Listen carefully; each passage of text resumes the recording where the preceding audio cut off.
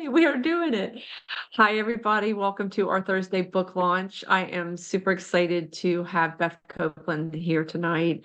We were originally slated for August, and she graciously allowed me to reschedule. I love that it's Halloween. I love being able to see Beth and have conversation. And if you haven't heard her read before, you're in for a special treat. Tonight, I'm super excited too because it's multimedia. It's poems and photographs by Beth. A little bit about Beth Copeland. She's the author. This is the book we're celebrating tonight, Shibori Blue, 36 Views of the Peak. This came out Redhawk Publications. I love Redhawk, and we've got a couple of Redhawk authors here, pressmates of yours here tonight. It just came out 2024. She's also the author of several other books, Selfie with Cherry, which was Lyre Press. That came out in 2022. Blue Honey, lovely book, 2017 Dogfish Head Poetry Prize winner, not a surprise. One of my favorites, and I remember when I first saw this, Transcendental Telemarketer, BlazeVOX 2012, and Traveling Through Glass, which was the 1990 Bright Hill Press Poetry Book Award winner. She's very humble. I will say that she has a lovely cabin that she offers writer retreats for. And if that's something you're interested in, it's called I think it's just called the Little Cabin, right, Beth? Tiny cabin, big ideas. There we go. Tiny cabin, big ideas. Very true. If you're interested in that, I will put in the chat section information on how to get in touch with Beth. And then also, I do want to say, I know we can order directly from the press, Red Hawk Publications, but Beth, if somebody did want a signed copy, what would be the best way to get that? The best way to get it would just to email me or message me, and I'd be happy to mail one. Perfect. I'll put that information in the chat section. I'm turning it over to you. Thank you so much for being here tonight. Thank you so much for having me. This is really an honor to be here, and I'm looking forward to hearing other people read at the open mic. That's always fun. I want to just kind of talk briefly about the book and how it all kind of came about. And then my reading itself will be kind of short because the poems are pretty short. Um, but the title, Shibori Blue, 36 Views of the Peak, um, came because looking at the cover photograph, I thought it looked like tie-dyeing with the clouds. And so I didn't want to call it tie-dye blue. And I started doing a little bit of research and found out that there's a Japanese technique of tie-dye called shibori. And so that's where I got the title. And this is an example of what shibori looks like. You've probably seen it before. These are just four little Japanese coasters that my sister gave me. And I put them together and took a picture. It just gives you an idea of what the different designs look like. And it's pretty intricate. And so I moved to the Blue Ridge Mountains in 2019, and I am fortunate to live in a house where I have this view of a mountain from my deck. And the mountain is called the Peak.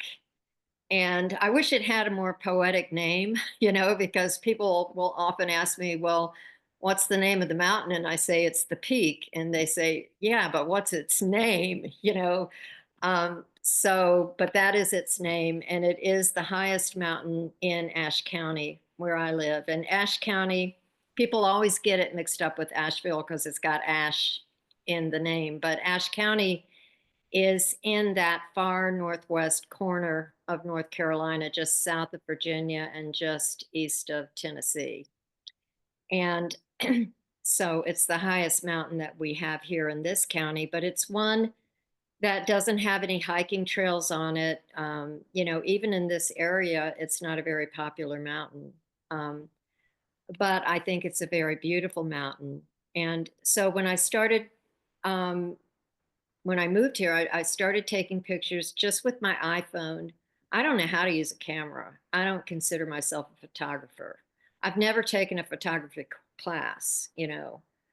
Um, and I don't know about all the different lenses and all that stuff is just too complicated for me. But I would just go out there, sometimes at sunrise, sometimes at sunset, sometimes in the middle of the day, and just snap pictures, just stand there. And it's really hard to get a bad picture of that mountain because it's just such a beautiful mountain.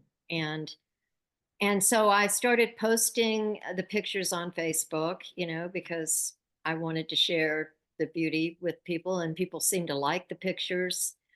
Um, and sometimes people would say to me, "Your mountain."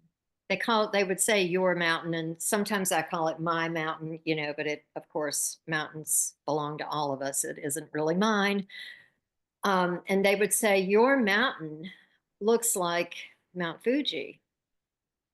And I loved that because I was born in Japan and my earliest memories are there, And so for me, it was kind of like this a spiritual moment where I realized, that these two parts of myself are coming together with, the Japanese part that goes back to my early childhood, coming together with this Appalachian part.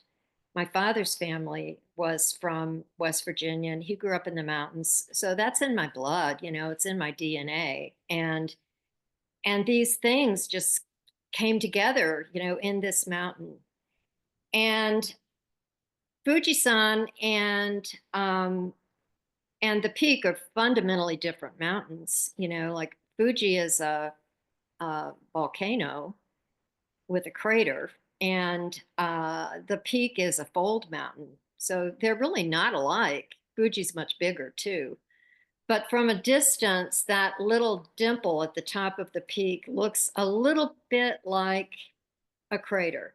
And my view of the mountain is symmetrical. But if I were to drive, a few miles away and look at it from a different vantage, it doesn't look that way. It looks like a different mountain. And it's one thing that is just wonderful about the mountain is that it's always there, but it never is the same. You never see the same view because depending on the weather, the time of year, the hour of the day, it changes from hour to hour sometimes. So I was taking pictures, and then the manuscripts finally came together when a friend of mine that I knew from Bowling Green State University, where I was getting my MFA back in the early 70s, he was a student there at the time, and we've kind of kept up with each other on Facebook. And so one time when I had posted a picture of the mountain, he said, "You should write 36 poems about the peak, just as Hokusai published 36 views of Mount Fuji." And I thought, that is brilliant, and it just landed in my lap. I didn't even have to think of that myself, So that is what I started doing. And the hardest part was deciding on 36 photographs, because I had probably hundreds of pictures to choose from. And then once I made the decision, I started writing the poems, and I decided to use tanka because I wanted to tip my hat to Hokusai, and use a Japanese form. And I thought a haiku wouldn't quite give me enough room, to do what I wanted to do. And so I chose to use tanka. Didn't want to use longer poems because I wanted them to fit on the same page with the photograph. And in terms of organizing the poems, I decided to break it down seasonally and, choose 9 poems, 9 photographs from each season to create 36. And I found this perfect little Yoko Ono poem to use as section dividers. And so I'll read those to you as I start showing you the poems. We'll start with Winter. And The quote from Yoko Ono is, "Winter passes and one remembers one's perseverance." And this is the first poem in the book. Frost on the mountain, creeks freeze under skins of ice, a broken window. My neighbor's chimes are silent. Even the wind is frozen.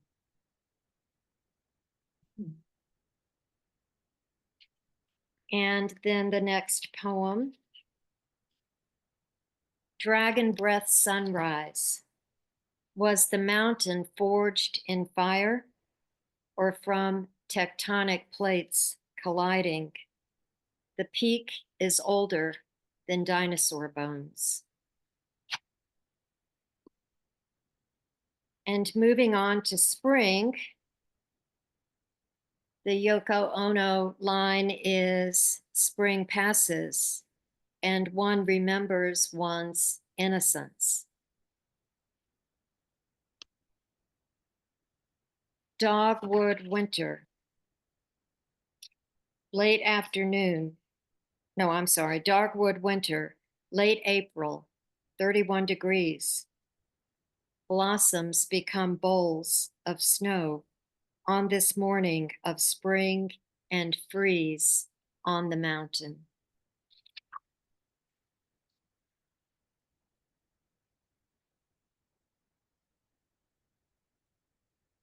Another spring poem. Blue stratus clouds resemble a mountain range seen from a distance. The mirrored eye, a mirage. We see rivers in the rain. And now we're moving on to summer. Summer passes and one remembers one's exuberance. And this is my 4th of July poem. Maraschino cloud rises over the mountain, nature's fireworks, Roman candles, red rockets, peonies of shooting stars.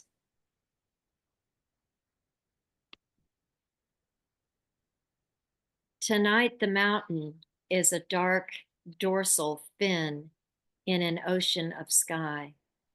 Is there another mountain under the mountain? A shark?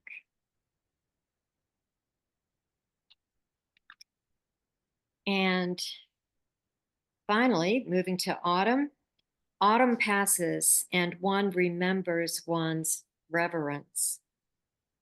I sent a copy of the book, by the way, to Yoko Ono, just because I was using her, I'm using her lines, and I haven't heard from her and I don't expect to, but, it was kind of fun to, just send it on to her. Mist on the mountain, mysterious, a blue veil. Is someone hiding? Turn around. Let's go inside to sleep and dream of flying.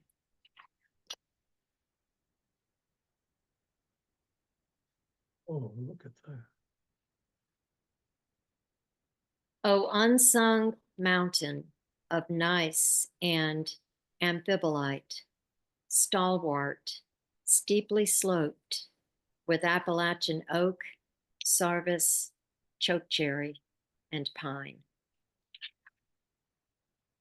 So that gives you, a little sampling of the poems in the book. And I have to say, this was the most fun, of any book anything I've ever written. This was just fun. I would take walks and look at the mountain as I was walking around, and these lines would just kind of fall in place. And my biggest worry when I was working on the manuscript was how I was going to find a publisher to publish, all those color photographs. 36 color photographs is expensive. And I was talking about this to my friend Hilda Downer, and she said, "Send it to Redhawk," you know. So I did, and they accepted it. So I want to give just another plug to Redhawk. They've published so many wonderful North Carolina poets, and it's one of three literary presses that are based in community colleges. So I mean, it's pretty impressive um, just for that reason alone. And so I'm just very grateful and proud that my book is part of that collection. Because even They did a Paul, lovely Paul job. Jones, yeah, Paul Jones is published there, and just Mhm. a whole bunch of people that I admire and respect. They did such a lovely job, and I love all that. Yeah, what Paul just said. They're a pleasure to work with. Yes. Excuse me, I just got a tickle in my throat. That was beautiful. And I think that, like, I suddenly realized these are love letters to the mountain. Yes. It's gorgeous. Thank you. I think that's what Hilda said in her. I asked her to write a blurb, and I think that was how she described it. And I love that. I hadn't thought of it that way, but that is what I was doing. Sometimes I don't know what I'm doing until I've finished doing it. They're so beautifully meditative, and the language is so gorgeous, and the descriptions, and then the photographs. I know you say you're not a photographer, but um, so many of them. It's so fascinating to see the changes of the mountains, of the ones that you chose.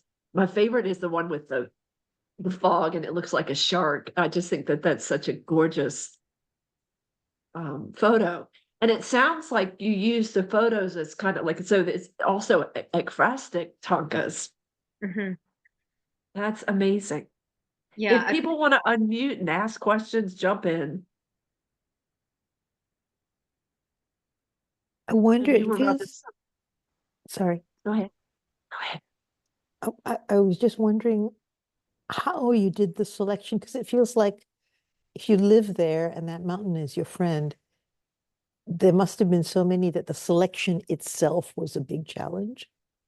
It was probably the hardest thing about writing this book, was deciding which ones to use. And so I wanted to make sure that I had the same number of poems per season. So that limited some.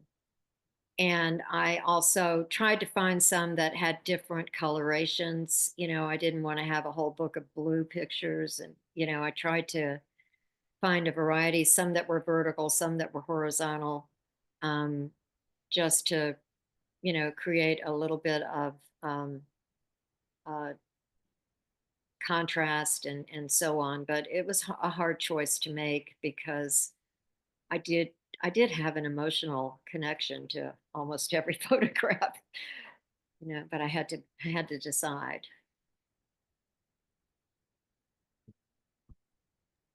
Thank you for that question. Because, and I love that you said that mountain is your friend, Yeah. Kamala, because I do think that that comes across, this relationship that the speaker has with the mountain. And to me, it does read as a spiritual homecoming. So it was kind of nice to hear more of the backstory, because that I feel that in these poems and in these photographs, a beautiful spiritual homecoming.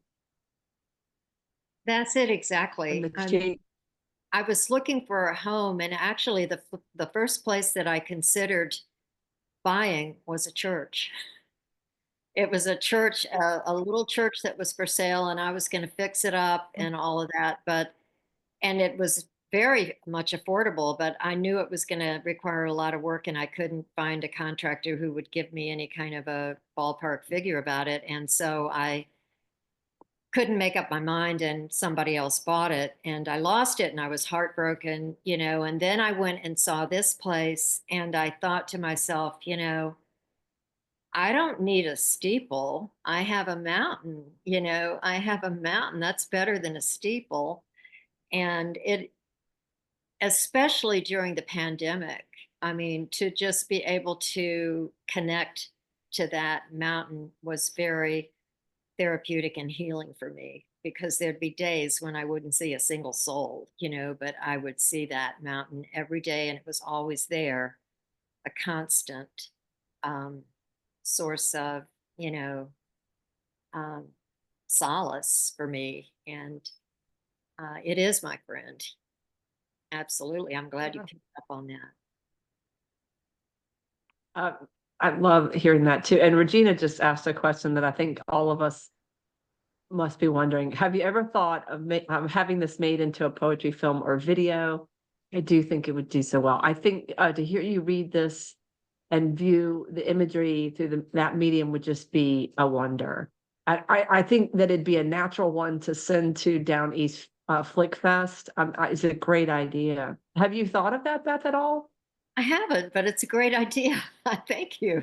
Thank you, Regina. I like that idea. And where did you say to send it to? Down East Flick Fest, which is local. It's been running for 10 years, and they've just, I guess it's 3 years ago, maybe 4 years ago, Celestine started a whole section for poetry films, and they are amazing. And do they make And the I film? know, say Or it again?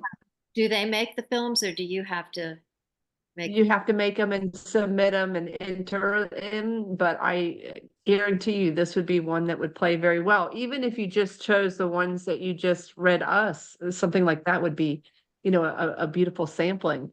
Wow. Shamala, yep, thank you for putting that in there. And she, both Regina and her have experience with doing some more video stuff with poems. So if we could connect y'all, I put Beth's email address in the chat section. So if you need me to put it in there again for requesting a signed copy of the book, I'll be glad to do that. But also, yeah, oh gosh, Regina's got a whole bunch of ideas. Collaborate with a local musician. It would be gorgeous. I love this idea. And the video part of it won't be hard if you've got these images already in high res, which you already have for the book. Yeah. And you'd be surprised, of the submissions that deaf they got, through the deaf the festival this year. Many of them were actually created with the phone. So I thought, you think you have to go out, I'll need to get a filmmaker. You really don't. Yeah. I do poetry videos as well, and use just a variety of applications and whatnot. Um, so I'm not, I don't consider myself to be a professional. But I think being able to do things like that with your poetry extends the life of it. And it captures people who wouldn't normally sit down and just read a book of poetry. So yeah, I think that this to me, what you've written here would be a natural fit. Thank You you. might end up with a Grammy. You never know. right? I mean, you don't know. I mean, think You're about right. how Beth came across, this was a friend of hers who said, hey, you could do 36 poems hearkening to Japanese poet. And I think that, again, the universe is saying, Beth, why don't you try this adventure? I love getting Um, ideas from other people. It's great. Great. Yeah. Well, I think that it inspired Regina and to just note, and I love that idea, Regina. But it does lend itself so easily to another expression, another medium, another flow, with, built from these images and with the words. I think it'd be gorgeous. Yeah. Um, any other questions or thoughts or ideas for Beth's next project? All right. Well, thank you so much. And I thank you so much for curating and picking out, these poems and these images. It's just gorgeous. Really makes me happy. Yeah, and I love that you started to look for a church and then you found a larger church. You didn't need a steeple. I didn't know that. That's gorgeous. Thank you so Ah, much. perfect. So we will head towards open mic and I realized I forgot to ask, so I'm going to just go down a list and hope that you want to read. And if you do not, shoo me away and tell me go. But I'm writing down everybody's name and we will just go through that way.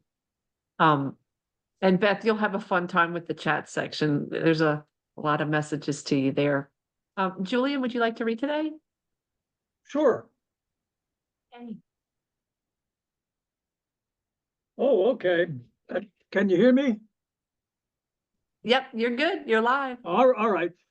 I read Thank this you. not too long ago online, but I thought since it fits in tonight's context, I read it again. It's called Autumn Catalog. It's a poem I wrote at the Weymouth Center years ago after a trip through the mountains from Western North Carolina down into South Carolina and back up into Southern Pines, called Autumn Catalog. Bravely as the light flies, I tell you how my heart breaks for one red maple on a hill in South Carolina and for a red-tailed hawk. How autumn tramped that country in dirt feet, keening like an old song. I reason that things are most themselves in autumn, when at 4 o'clock the sun from high cirrus cuts tall poplars. Their yellow hands holding the blades, they abide the time over farms and country roads. My hand, translucent as I write beside this window, displays its architectonic. Tendons slide along the knuckles, gently lift the net of veins where the life goes home, and I recall how soft your eyes are sometimes. If my character likewise should be exposed, it would be found a somewhat overbloomed perpetual. But if found at best, I think I could hollow out my bones, wait with the red-tailed hawk in a known spiral upwards, all utterance suspended. Glaciers snap. Quite suddenly, my hair is white. A hawk cries westward. Thank you. Thank you. I loved hearing that again. And I still, that line, I reason that things are most themselves in autumn. That slays me every time. Oh. Just gorgeous. Thank you so much, Julian. Yeah, yeah. Weymouth does provide great inspiration. Karen, would you like to read tonight?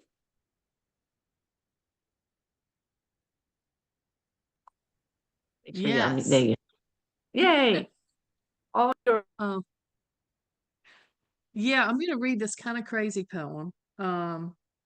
I've been taking this really great. Well, it's a class at the community college, but it's really more like a I don't know. Most of the people in the class have been taken. It's the same group of people who've been together for like 12 years or more. So I'm really so excited that they've let me weasel my way in. And everybody, the instructor just gives you a 1-word prompt every week to write to if you want to. And if not, you can just bring something else to share the next week. And pretty much everybody just shares a poem and everybody talks about it. So anyway, this is what happened to my poem last night. This is all my notes about what people were telling me. It's just like so exciting. It's so much fun. It's like a total geek out on words. Anyway, I haven't had a chance to apply their good advice to this poem, so sorry about that. This is prompted by Path as a hopefully self-helpful poem. Path as journey, as invitation, as choice, as suggestion. Path as one of many possibilities, as a way through, into, out of, away from, beaten, chosen, abandoned, ignored, cleared, grown over, forgotten, sought, requested, offered, declined. You can make, take, fake, clear a path, block a path, fence, gate, wall, away. But a path is always there somewhere, even if blocked by my neighbor, even if blocked inadvertently, I hope, even if blocked metaphorically, I think. A path is always somewhere, whether you choose to line your way through it with deadfall on each side of where you've been walking, as my neighbor has done, I think, or not. You walk the path of your choosing, whether you choose to go along with a neighbor blazing a path through your woods or you don't. The path is there now for you to follow or not, or to stray away from or not, or to break up the lining of deadfall trees, which he's apparently lined his path through your woods with, and redistribute the deadfall to places where you can't tell for sure if the deadfall actually fell or not. A path is always anywhere you choose. You can always take it or leave it, or take it and leave it. So many ways to make, take, break, fake it, whatever it is, or leave it alone. That's my path poem. Karen, that's fabulous. Yes. I think I delight when I hear people read, and it's a way of looking at things that I haven't thought of or don't have access to. But I have been enjoying your poems that have these philosophical thoughts and go in one direction and then change directions, always with a delightful sense of humor. I wanted to remind people to check the chat section. Julian, there's a lot of comments there for you as well, and Karen for you too. Regina, would you like to read tonight? Good evening, everybody. This poem is actually a poem that was published last month in Fire Literary Magazine. It's a magazine that focuses on Black speculative writing. I've always kind of dangled my toe in the waters of Afrofuturism and whatnot. So this is I'm excited about it. I begin with an epigraph. When in the darkness I would grope, faith always sees a star of hope, and soon from all life's grief and danger, I shall be free someday. This poem is written in memory of the prolific authors and literarians Virginia Hamilton and Lucille Clifton, and my beloved mother and librarian Evelyn Jean Simpson Carter, 3 earth aunties now in the heavens, who lit my imagination and belief, not only in the power imbued in our people, but certainly and most especially in women. This comes under the theme of spacefaring aunties, by the way. Afrofuture's high bun and multiverse birdies beam. 1. As she stepped out on the edge of the world, stopping just before she rounded into yet another land that could not contain her, just before her heart shattered completely into nothingness, just before she flung herself into the dark waters that were calling her.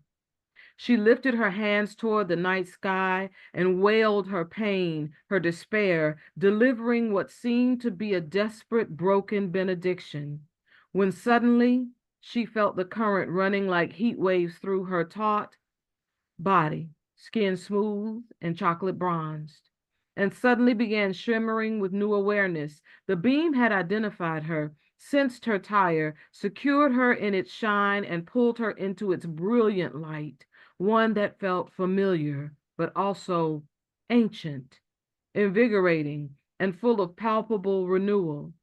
Between the blades of her back, the tingling, persistent pain that she had experienced since the onset of puberty moved into a soothing euphoria as her skin broke and wings flew outward, shining and iridescent. Their appearance sped her ascent from the beam into the suddenly bare craft that flickered in and out of darkness. It welcomed her in with a familiar voice, full of all the comfort and acceptance that she never knew she needed. Winged woman, fly home. Find your gifts in starlight. New purpose awaits. 2. Birdie found herself drenched in newness in this unfamiliar place. It was dark and it was light all at the same time, and she was in it. She'd always known she was different. Her great-grandmother Lucille would remind her that her walk in the world would be different because she was different, gifted, set apart. She told her there were women in their family like her that often lived in sadness and confusion, and that they would disappear, but they really weren't gone. They were on a mission, caught up, she would say, between the heavens and the earth. Mama Lucille said that sometimes you might catch sight of them on the edges of fields, beckoning them to come into the woods. She said sometimes you could see them lifted up like North Stars with light trails that looked like wings, which would lead us to a better home. Mother Lucille speaks, voice full of sage and soul, leading clay to stars. This great star vessel, likened to old Zion, keeps time and reminds us that our stories are for the world, but are also our own. Verdi and her sisters fly from skyship to troubled shore, sweeping in on starry wings, lighting paths, whispering tales of truth and overcoming. They travel a continuum, following star charts to needs, injustice born in lands of inequality and brutality. They soar in beauty for the right and the fight. They appear in our hearts, in our hands, in our mouths, as we recognize that we too come from those who could fly. Space holds remedies. This starship moves endlessly, shining hope-filled beams. Thank you. Oh, I had to write. I was trying to write we too come from those who could fly. Oh, Regina, gorgeous. Thank you. I'm glad that you're, following this passion. It's makes me think of magical realism too. I mean, it's just Yes. gorgeous. Thank you. Thank you. I always love our open mic because it's fire.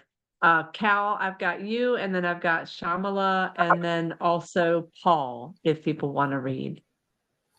All right. All right, Cal. Yes. I was at a really inspiring political rally yesterday for Kamala Harris. Were any of you there? Anybody? I don't know. I ran across one other person that I knew who was there, but and I've been meaning to make one last donation before the campaign ended, which I did today and posted that I'd done it, asking other people to join, and put in this little poem that I wrote, I don't know, 8 or so years ago, which is the one I'm going to read. It's called Satan Runs for Office. The devil is called Satan, in Arabic, Shaitan, Lucifer, Beelzebub, the dung god, Belial, worthlessness, the enemy, the wicked one, the serpent, the tempter, Mr. Scratch, or the less formal Scratch, Sokar, the beast, Damien Thorn. But whatever his name is always male, even just the man. Even the demons who serve him are male. like Mephistopheles in Goethe's Faust, their legion. He is the angel of the abyss, Abaddon, his Hebrew name. The father of lies is another name. Fact checked most recently at an astounding 91% of his utterances being lies. That could only be diabolical. Sometimes the devil has orange hair and skin and white and black eyes cast down in evil in a Kubrick stare. Who do you serve? I think I left out a line someplace where Donald Trump's name was supposed to be mentioned, but I think you probably figured it out. I was gonna say, you did. No, yeah, I mean, sometimes the devil has orange hair, so. Thank you. Yeah, Right. that last If line, you couldn't get that Shamala. one, you haven't been listening. You must have been on another planet. Thank you, Cal. I had friends that were in Raleigh for the rally as well. I've got Shamala coming your way. I have to say, loving this evening, and this is not poetry, but Malika's hair. And, Did chop it about 7 inches. I just said, take it's it. it's gorgeous. It has bounce. It's good for the Absolutely. now. Yeah.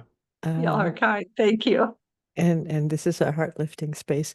I've been cleaning my poetry files, and I found something that I'd forgotten about from 30 years ago. But it's of the same season of life that Julian was writing about. By our evening fireside, yellow tulips sit on the center of the mantelpiece, and ginger snaps on the wine table at my elbow. Lace froth hides my age, covers a fine-lined wrist which shows a wealth of experience, despite perfumed creams I rub into the skin. You smile, give me a drink of old brandy in a crystal goblet. Our fingers touch. Yours are hard and brittle. A log splits in the grate. The crack makes me jump. I spill brandy on our Persian rug. Wow. Right. I love the images in Okay. that. Yeah. Absolutely. Which shows Gosh, a wealth of yes. experience. Yeah. It's gorgeous. And now I'm back to it. And suddenly my hair is white. Ah, yeah, I love that line. We have one final reader, Paul, if you'd like to. We'd love to hear from the new book. Well, I've got one even newer than that because it's Halloween. And it just came out in New Verse Review, which is dedicated to lyric and narrative poetry. And it too has an epigram.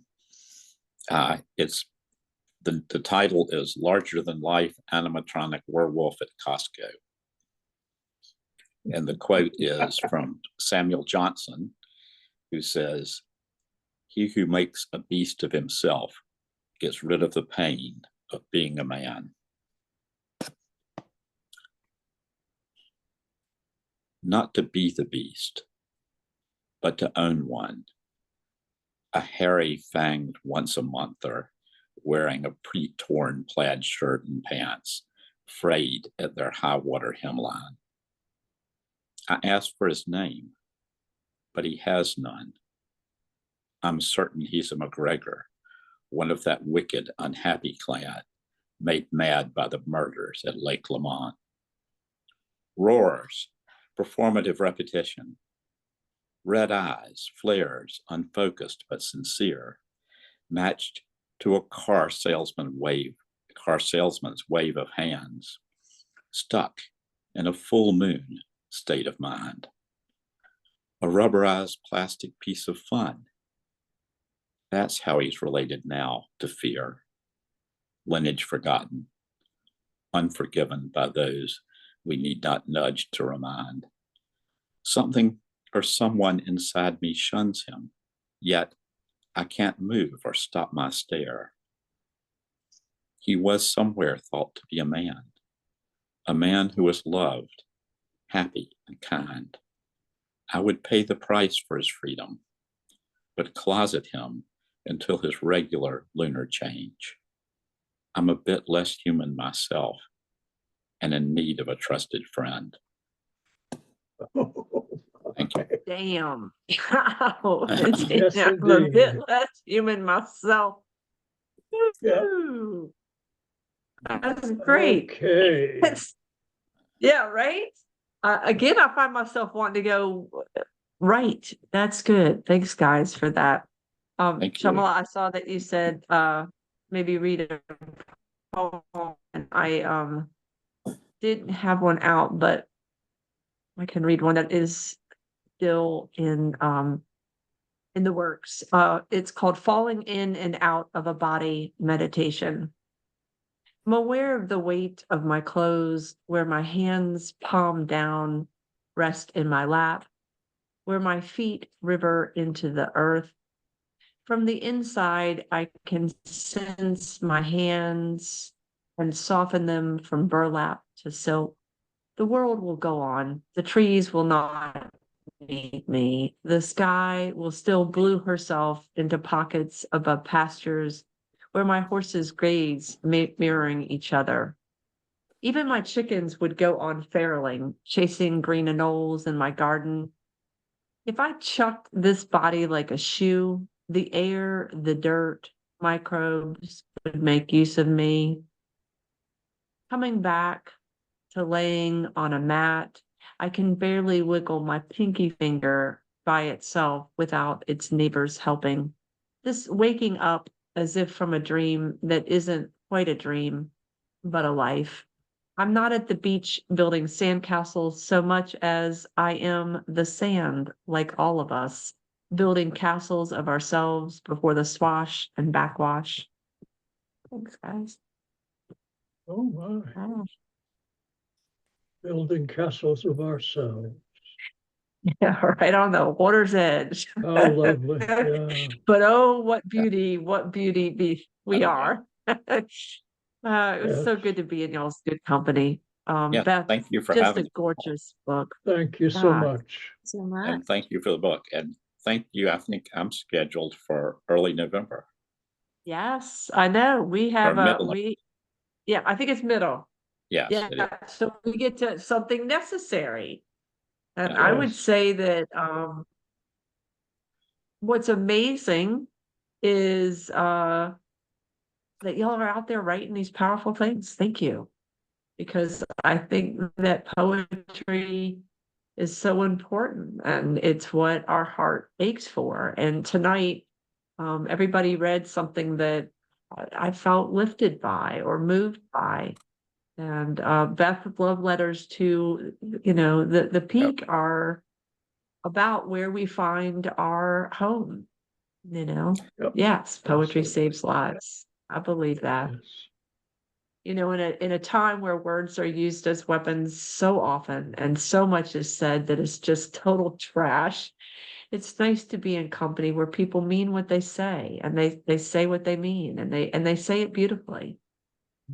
So yes, fight for the rights of words, fight for your own creative minds to find its place to express. And thank y'all for reading for Open Mic.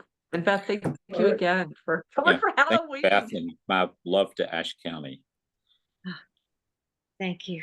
Yeah. Yeah, Yeah, because sending lots of love. Preston and Lansing especially. Yeah. Those my community. I'm in Creston, and it was hard. It was. Thank you. And I really enjoyed hearing everybody read. Wonderful work. Thank you. Thank you for Is there bringing a us together place? and sharing your poems. Yeah. Is there a place that you would recommend to donate to, Beth, locally for Creston? Just something Shamala thought maybe we could get a name. If there's something you could think of. I would recommend a place called Ash Outreach. That's Okay. ASHE, Ash with an E on it, Outreach. And it's located in the Riverview Community Center, but it's a food bank. They have a food bank. They also provide hot meals to people who can't get out, and food for children to take home in backpacks over the weekend, so they'll have something to eat.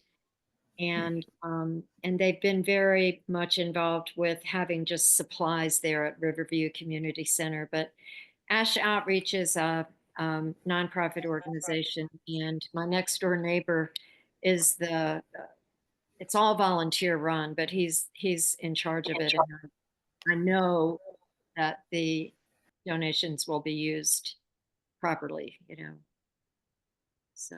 Perfect. Thank you. I knew you'd have an idea. Thank you so much. That really does help. Yeah, I saw a lot of people writing it down.